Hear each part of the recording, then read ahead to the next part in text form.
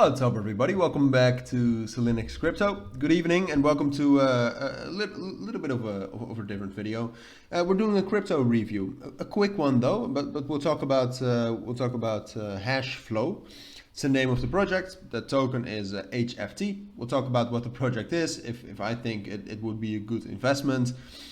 But apart from that, we will also talk about the tokenomics of HFT, its utility, and just in general everything you need to know about it. So it's part of the Binance Launchpad. So it's on there. You have a launch pool in which you can then stake BUSD or stake BNB, and you can earn HFT. Right now, over 6 billion? Over $6 billion locked. Well, that's a lot. Total funds raised 120 million. I'm not sure if that directly translates into market cap. I don't think so. It might be a little bit higher even. Oh, excuse me. This is wow. All right. No, this is of the total launchpad and launch pool. Excuse me, we haven't talked about that, but you can actually earn some HFT if you stake BUSD or BNB.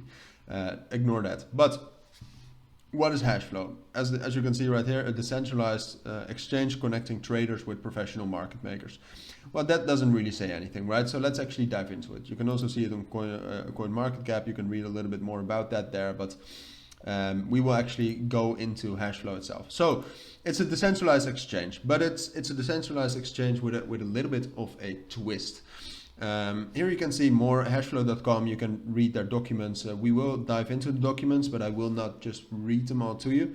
We'll just go over the most important things, in my opinion. Then they also have the hashverse, which is their interpretation of a metaverse, which I think was unnecessary. I think the decentralized exchange was already enough value, and it is unique enough. But I guess this adds value, and it might be good to attract users into investing in it. That's definitely true. But you can govern here by staking your tokens, HFT tokens. You can do quests, and you can earn in different ways. But this is all to be seen and to be determined, because you need a token for this, and the token is being launched, but not yet. So this is the app.hashflow. You can also just launch that right here.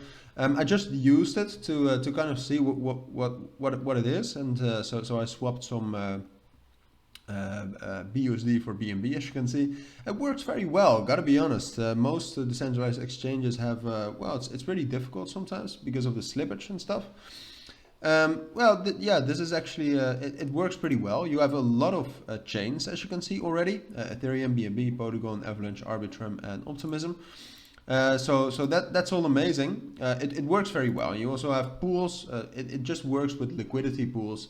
And then those liquidity pools can be used to swap certain assets. The twist, though, and the main difference is that it's...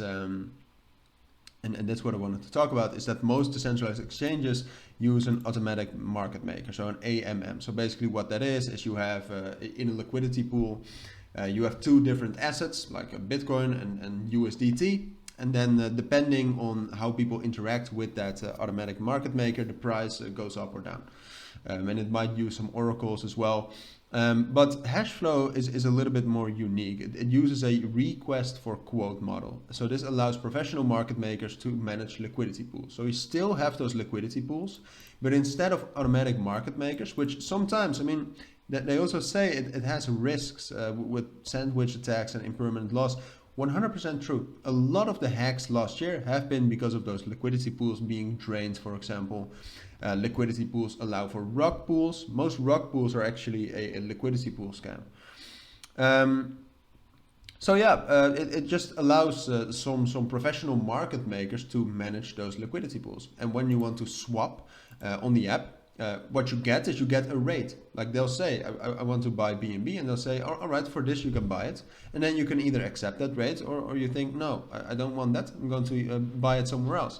But that's the rate, all right? So that's exactly what you get. Well, in decentralized exchanges, that rate could swap at any point of time. So I 100% think it has potential. The fact, though, is that it is a little bit less decentralized, all right? Because you have those market makers telling you what price you'll get. But it is more efficient, and I definitely think it has potential.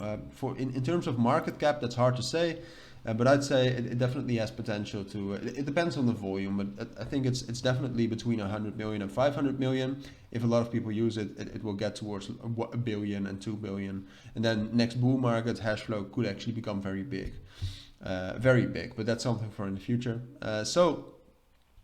Yeah, last thing I wanted to talk about, that's everything I think you need to know. But last thing, the token, HFT is the utility token, and oh no, it's the governance token. It probably has some utility too, but it also is the governance token. So with that, it gets a little bit more decentralized.